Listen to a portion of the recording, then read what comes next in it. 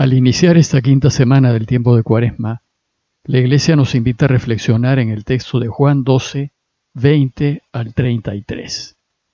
El texto dice así: En aquel tiempo, entre los que habían venido a celebrar la fiesta, había algunos griegos. Estos, acercándose a Felipe, el de Betsaida de Galilea, le rogaban: Señor, quisiéramos ver a Jesús. Felipe fue a decírselo a Andrés, y Andrés y Felipe fueron a decírselo a Jesús. Y Jesús les contestó: Ha llegado la hora de que sea glorificado el Hijo del Hombre. Les aseguro que si el grano de trigo no cae en tierra y muere, queda infecundo, pero si muere, da mucho fruto. El que se ama a sí mismo se pierde, y el que se aborrece a sí mismo en este mundo se guardará para la vida eterna. El que quiera servirme, que me siga, y donde esté yo, allí también estará mi servidor. Y a quien me sirva, el Padre lo premiará. Ahora, mi alma está agitada. ¿Y qué diré? Padre, líbrame de esta hora. Pero si por eso he venido, para esta hora.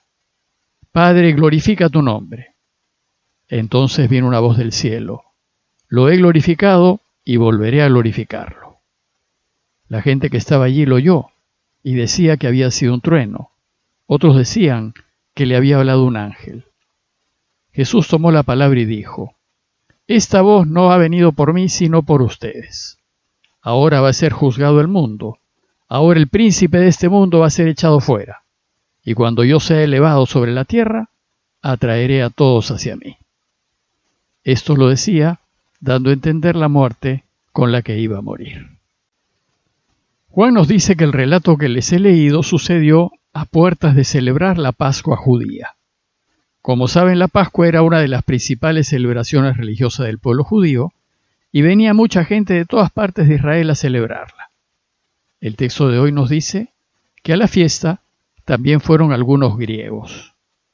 Seguramente se trataba de judíos que vivían fuera de Israel, pero el pueblo los llamaba griegos, pues aunque mantenían las costumbres religiosas judías, su lengua materna era ya el griego.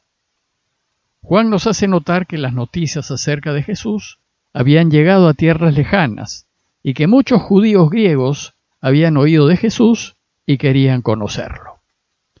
Estos se acercaron a Felipe, que era Galileo de Betsaida, y le dijeron: Señor, quisiéramos ver a Jesús. Felipe es un nombre que deriva del griego. Probablemente el apóstol sabía griego. Entonces, junto con Andrés, fueron a decírselo a Jesús. Y Jesús les contestó: Ha llegado la hora de que sea glorificado el Hijo del Hombre. Extrañamente, Jesús, en lugar de responder al pedido de los apóstoles, habla de su hora. Jesús anuncia a todos, a los judíos y a los judíos griegos, que ha llegado su hora. ¿Por qué? Porque su hora tiene un alcance universal. Es para todo el mundo. El texto de hoy quiere que nos ubiquemos, que nos demos cuenta que nos encontramos ya en los últimos tiempos, en los tiempos del cumplimiento de todas las promesas de Dios. Pues la Pascua está cerca, y en las fiestas matarán a Jesús. Durante siglos los profetas han ido anunciando al pueblo que el cumplimiento de las promesas de Dios tendría lugar en los últimos tiempos. Y el pueblo judío esperaba con ansias esos últimos tiempos, ese día. Y ahora Jesús anuncia que la hora de ese cumplimiento está cerca. Bueno, pues una de las promesas que Dios cumplirá al final de los tiempos es que establecerá una alianza nueva con su pueblo. Jeremías 31 al 34, nos anuncia esta nueva alianza. Dice Jeremías: Una alianza nueva, no como la alianza anterior, la que hice con sus padres y que ellos rompieron. Esa primera alianza no se cumplió, pues aunque Dios fue fiel, el pueblo no lo fue. En cambio, esa nueva alianza que Dios hará con nosotros no se podrá romper, porque no será externa ni de formas, sino interna y profunda. Meteré mi ley en su pecho, la escribiré en sus corazones, dice Dios. Y de esta manera yo seré su Dios y ellos serán mi pueblo. Bueno, pues el cristianismo sostiene que en Jesús el Padre hizo realidad esta nueva alianza. Y ella se realizó en la vida de Jesús, pero particularmente en su Pascua, es decir, en su muerte y resurrección. Y a esto alude la mención de la hora en que será glorificado el Hijo del Hombre. A la primera alianza la llamamos el Antiguo Testamento, y a la nueva alianza hecha por Jesús la llamamos el Nuevo Testamento. Bueno, pues la Pascua de Jesús es el inicio de la nueva alianza entre Dios y los hombres. La sangre derramada por Jesús sella la alianza por parte de los hombres. Él es la víctima ofrecida en este pacto. Y la resurrección confirma la alianza por parte de Dios. Por eso es que la celebración de la Pascua que iniciaremos en unos días más es tan importante para nosotros. Pues gracias al acto generoso y heroico de Jesús, ahora nos encontramos en una situación nueva. Gracias a Él, Dios ha sellado una nueva alianza con nosotros, una alianza eterna, indestructible. Gracias a Él es posible vivir de nuevo. Gracias a Él es posible hacer que este mundo sea mejor, y gracias a Él es posible llegar a ser felices aquí y ahora, y después ser felices para siempre.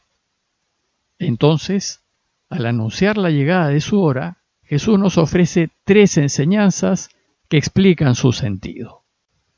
La primera enseñanza es que para la nueva alianza hay que ser como el grano de trigo. Dice el texto: les aseguro, si el grano de trigo no cae en tierra y muere, queda infecundo, pero si muere, da mucho fruto. En esta afirmación Jesús alude a su muerte como algo bueno y que vale la pena. Pero ¿cómo puede ser que la muerte de una persona sea positiva? Como esto no es fácil de entender, Jesús usa la imagen del trigo. El grano de trigo se realiza muriendo, pues su fin es dar fruto, multiplicarse. Y para multiplicarse es necesario que busque caer en tierra y así brotar de nuevo, aunque esto le signifique morir. Jesús nos quiere enseñar que nuestras vidas deben ser como la del grano de trigo que cae en tierra. Si queremos que ellas sean fecundas y que participen de la nueva alianza, tenemos que entregarla a Dios para que disponga de nosotros como quiera. Pues es con la entrega, con la donación de nuestras vidas, como damos fruto. ¿Y de qué manera entregamos nuestras vidas para que la nueva alianza sea eficaz? Ayudando a Dios, es decir, eligiendo lo que Él quiere y haciendo lo que Él quiere. Y elegir lo que Él quiere y hacer siempre su voluntad es o significa entregar nuestras vidas. Si hacemos así, con nuestra colaboración, Dios reinará en medio nuestro.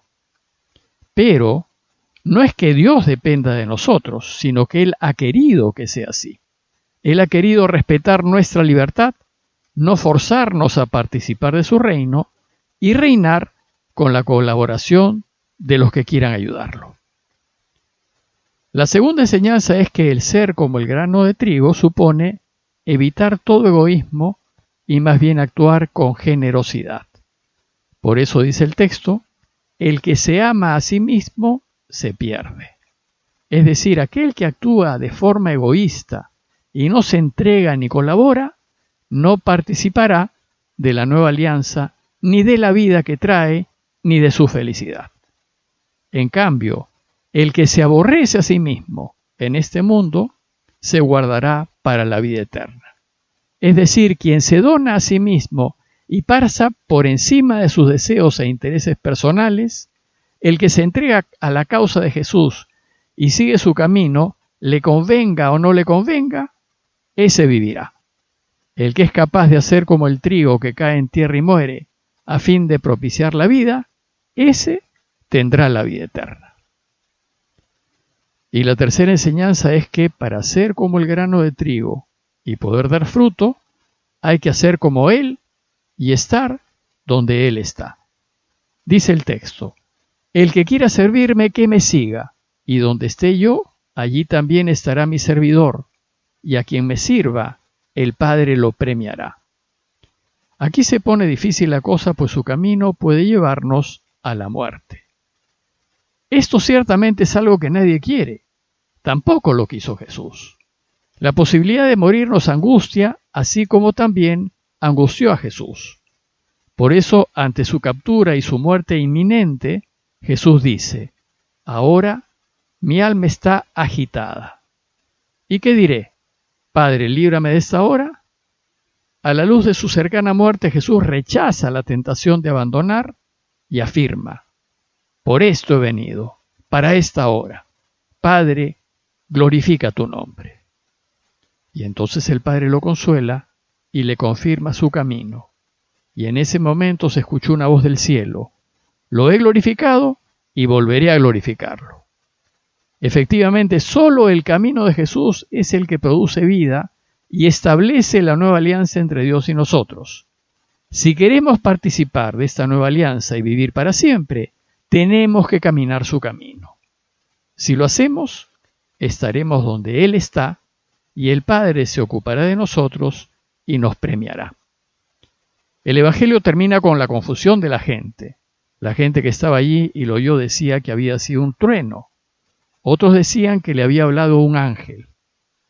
Como no distinguimos la voz del Padre, se nos hace difícil aceptar el camino del Hijo.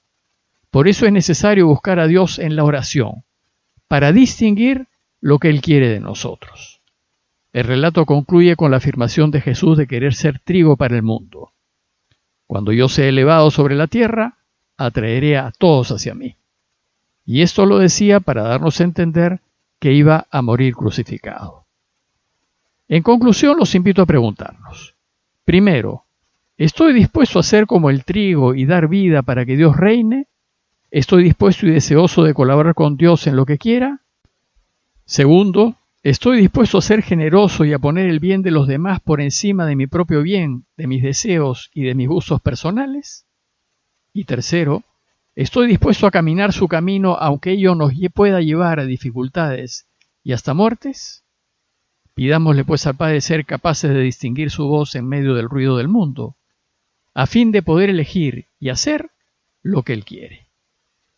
Parroquia de Fátima, Miraflores, Lima.